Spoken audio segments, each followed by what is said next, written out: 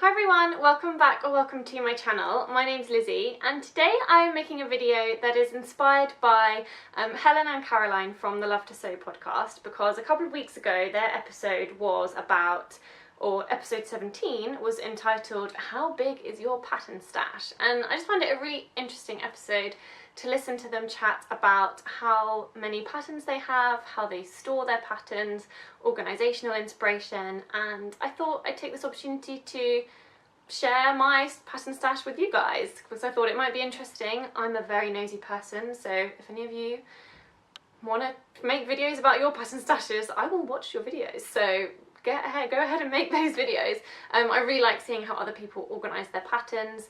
Just seeing what patterns they have inspires me to think, oh, that pattern looks amazing, I want to make buy that pattern too. So yeah, I think I might take you over to my shelves where I store them to show you where they are stored, and then I'll maybe just talk you through them, because actually I have a little baby pattern stash at the moment, and I quite like that it's a small pattern stash.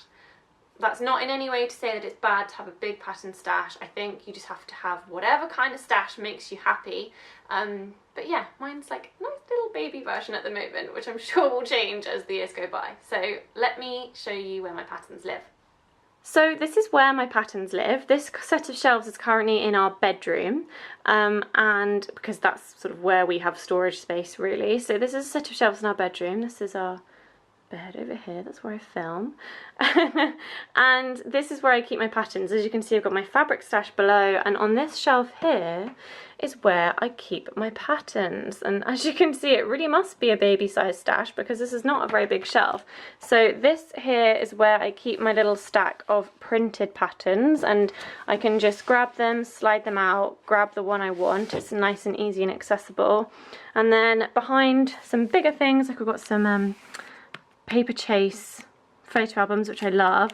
I have my stack of PDF patterns in these plastic wallets, and I think I'll take them out, sit down in front of the camera again and show you kind of how this works and what they look like on the inside. So next, I guess I want to kind of quickly explain why I store my patterns that way.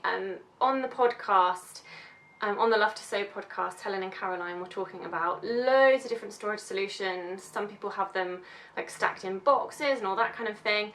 And of course, luckily, I'm lucky in that I don't have very many, so storage hasn't become a problem yet. But the reason I really like having them stacked on a shelf is that I can see them all. With like one glance at my shelf, I can I've got a mental view of how many patterns I own, yeah, and kind of how my stash is coming along really. I'm the kind of person, I'm a very visual person, so if I can't see them all laid out, then I'll forget what I have, and yeah, I'll just kind of lose track. But anyway, let me give you a really quick run through of my patterns because it might be interesting for you to see. So the first one is the By Hand London Holly jumpsuit. I've made this in a blue crepe. I absolutely love it. I made a real pig's ear of making it though, so I want to make it again. And what I have actually done with that one is I've got a post-it note on it. I'm a big fan of post-it notes because they're so quick and easy, and they're really easy to just change in the future.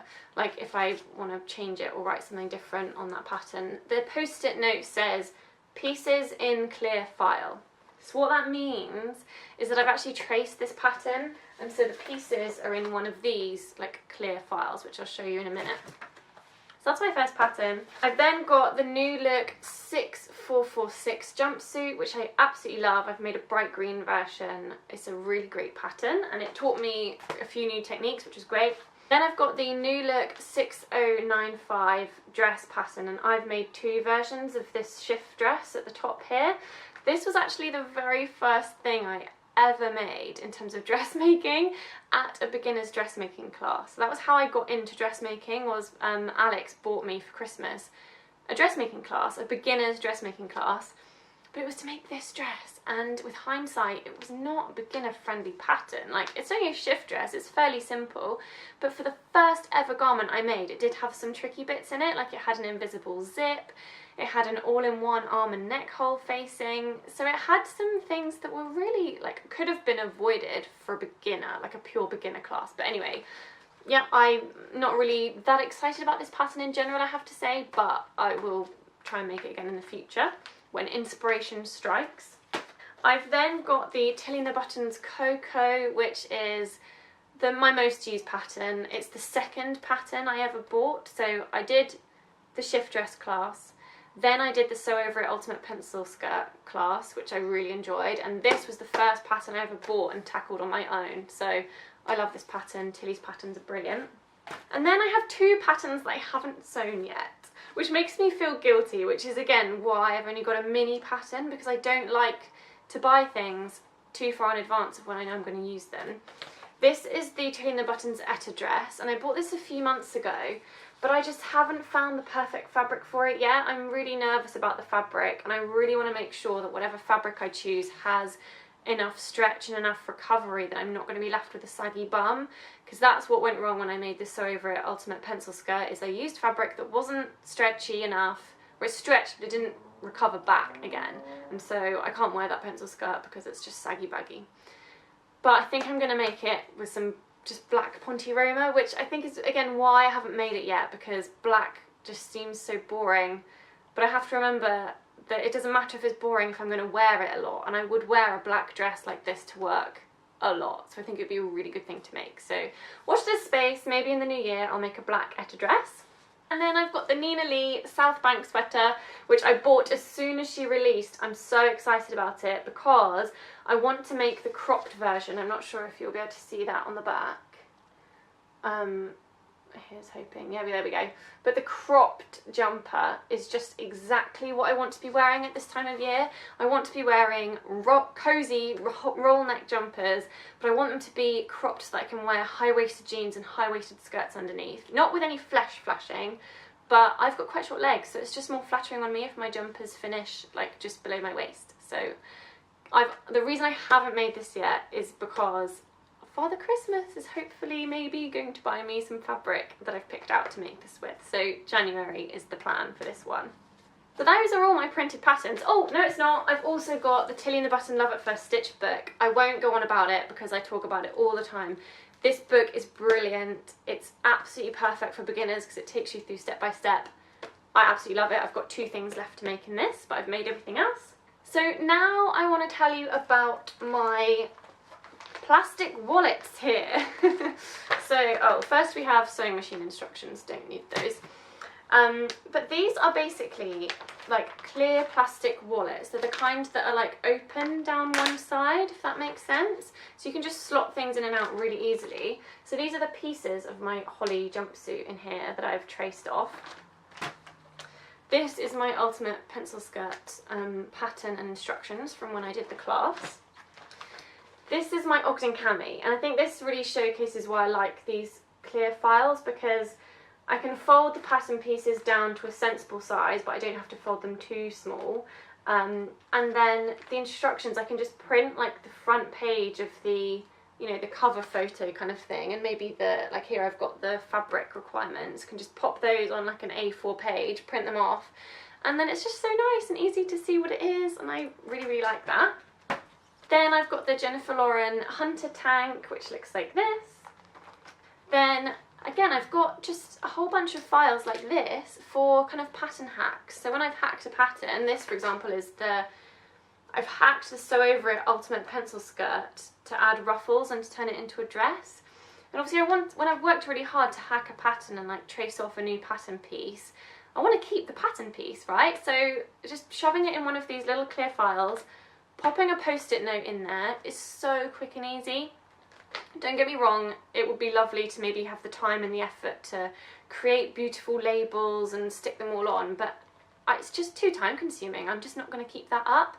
So post-it notes are just brilliant because they're easy, you can move them, you can transfer them, you can throw them away and write different ones if your plans change. So yeah. This is my Tilly and the Buttons Delphine skirt from the Love at First Stitch book. I've got some of the patterns for that tucked in the back, but then they stopped fitting, so I'm now transferring them to these clear files. Then I've got a self-drafted off-the-shoulder top that I made. Here I've got the, I'm not sure why I'm showing you because these ones aren't so pretty, but I did the box cushion class at the Village Haberdashery because I've got some home sewing plans in my head, and I really enjoyed the class, and I've got the pattern that I created and the instructions in here. Tilly in the button Megan dress that I kind of have traced off to the exact size that fits me and made my alterations on it. And this is the only other pattern I have that I haven't made yet. This is the named Kanerva button back skirt, Kanerva button back shirt and Peplum blouse. I'm really looking forward to making this, and I really wanted to make it this summer, but I just ran out of time. I've already got the fabric for it. I want to make it out of some lightweight crepe. But now it's winter, it's just kind of slipped to the bottom of the sewing queue really, but I do really like it, and it will get sewn in the spring. So actually, I don't have that many patterns, but there's currently 3 that I haven't made yet. So I haven't made the Kanerva, I haven't made Etta, and I haven't made Southbank. And that is, for me, I think my limit of what I'm personally comfortable with in terms of owning patterns that I haven't sewn. I really do try to not let my stash get out of control, because for me, and again this is no judgment at all, everyone should do whatever works best for them, but I just feel guilty to own things that are not being used. For me it feels a little bit wasteful. So yeah, I've got these 3 that I need to try and prioritise next year to get them sewn. Yeah, I mean, I hope you found that useful. Do let me know what you think. I know that some of you will have much bigger sewing pattern stashes, so my method of having these plastic wallets and having them stacked on shelves might not be so practical, but I'd love to know what you think. Let me know if you think my way of doing it is at all practical. Let me know how you do it, because over the years my stash will grow. And yeah, I hope you found it interesting. So thanks so much for watching, and I'll see you next time. Bye!